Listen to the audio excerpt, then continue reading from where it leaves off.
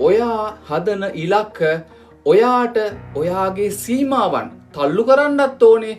හැබැයි ඒ වගේම ඒක ඉම්පොසිබල් අයියෝ ඕක නම් මට කවදාවත් කරන්න බෑ කියලා හිතෙන්නේ නැති වෙන්නත් ඕනේ. මෙන්න මෙතන තමයි හොඳට පරිස්සම් වෙන්න ඕනේ. මොකද අපි දන්නවා අපේ subconscious beliefs කියලා එකක් තියෙනවා. අපේ යටිහිතේ තියෙනවා සමහර විශ්වාසයන්. එතකොට ඒ විශ්වාසයන් වලට ඔයා හදාගන්න ඉලක්කය නොගැලපුණොත් හැම වෙලේම ඔයා ඒ වෙනුවෙන් වැඩ කරන්නේ නැහැ. අන්න ඒ නිසායි මම කිව්වේ ඔයාට ඒ ගැන හිතද්දි මේක කරගන්න තියෙනවා නම් කොහොම හරි මාර වෙනසක් වෙයි ජීවිතේ කියලා හිතෙන්නත් ඕනේ.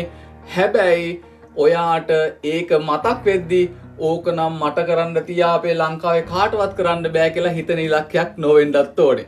දැනට ආදායම රුපියල් 50000යි. හැබැයි ඔය හිතනවා මම මාසෙට ලක්ෂ 100ක් අනිවාර්යෙන් හොයනවා කියලා. එතකොට ඒක ප්‍රැක්ටිකල් නෑනේ.